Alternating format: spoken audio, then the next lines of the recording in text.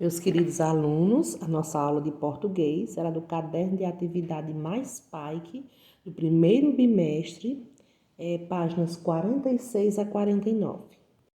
Então, na página 46, vocês estão vendo aí na primeira questão que tem um trecho de um conto, O Cachorro e a Boa Menina, e depois tem umas questões a seguir. Então, você vai ler esse trechinho desse conto e vai responder qual é o discurso empregado nesse trecho. Ele é direto ou ele é indireto? Então, quando é que o discurso é direto? Ele tem os dois pontos, o verbo dissende e o travessão. E indireto, né, os verbos estão sempre em terceira pessoa. Então, nesse conto aí, o que você acha que eles são? Então, você vai responder aí, tá bom? Na letra B, diz assim, quais são os elementos do texto que indicam o tipo de discurso empregado? Então, qual é, gente? Além do ponto de vista do narrador, os verbos estão sempre em terceira pessoa, né? O que caracteriza que é um discurso indireto, não é isso? Na letra C, diz assim, se o discurso fosse outro, que sinais de pontuação seriam utilizados? Então, nós já descobrimos que o discurso aí é indireto. Mas se ele fosse um discurso direto, o que, é que ele teria que ter? A professora acabou de dizer, né? Os dois pontos e o travessão que indicariam a fala da personagem, não é isso? Em seguida, nós temos aí um desafio que nos é lançado, onde esse texto, ele pede que você reescreva O Cachorro e a Boa Menina, reescrevendo ele como se você fosse um personagem, não é isso? Em sua reescrita, portanto, o narrador será um narrador-personagem. Então, você vai fazer parte da história. E uma sugestão começa dizendo assim, existiu em cidade da África, da nação Grunces, uma senhora que tinha duas filhas. Você pode dizer, eu conheci, né? Então, você vai fazer parte dessa história. Cuidado para não mudar, né? Não mudar, não alterar. Ele pede aí que você não altere algumas palavras, mas você tem que ajustar os sinais de pontuação.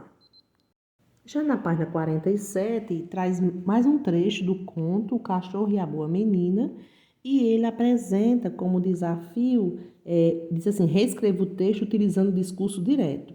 Então, esse trecho aí, ele está no discurso indireto, e você vai reescrevê-lo na forma de discurso direto. Uma sugestão, você poderia começar assim, no outro dia, pela manhã, bem cedo, a menina acordou e disse, dois pontos na outra linha, travessão, bom dia, mamãe, e aí você pode continuar, tá certo? Aí você já sabe que o discurso direto tem que ter os dois pontos, o verbo dissende, no caso aí o verbo disse é um verbo dissende, é o verbo que vem antes dos dois pontos, e o travessão com a fala da personagem. Então, façam aí, depois a gente faz a correção geral, tá? Aqui na página 48 tem um segundo desafio, que ele diz assim, permanecendo no discurso indireto, reescreva o trecho de forma que o narrador apresente uma menina triste e sem animação. Para isso, você deve acrescentar palavras que tragam esse sentido, como os adjetivos, e retirar expressões que demonstrem alegria e entusiasmo. Então, você vai pegar, preste atenção, o texto da página 47, na forma do discurso indireto, é aquele que vem lá no topo da página 47, e você vai reescrevê-lo, só que colocando expressões que a menina estava desanimada, tá certo? Como ele diz aí, ó. É uma menina triste e sem vontade, sem animação. Então, você poderia começar assim, dizendo assim, no outro dia pela manhã, a menina, mesmo sem querer acordar, saiu meio tristonha e foi para a casa da tia. Aí é só uma introduçãozinha, você vai continuando, tá certo? Ele diz que você deve acrescentar palavras que tragam esse sentido, né? Adjetivos. Nós vimos na aula do dia 6 que adjetivo ele apresenta qualidades ao substantivo. Na segunda questão, diz assim, agora que você já conhece o que é um discurso direto e um discurso indireto, aponte as principais características de cada tipo de discurso, utilizando algumas palavras-chave. Num discurso direto, o que é que não pode faltar? Você lembra? Os verbos dissende, não é isso? O travessão e os dois pontos. E no discurso indireto, o que não pode faltar? A fala do narrador, que está sempre em terceira pessoa. E aqui na página 49, ele manda você registrar o que você aprendeu até agora sobre discurso indireto e indireto. Então, lembram que nós aprendemos, né, que o discurso direto, nós temos o uso travessão, não é isso?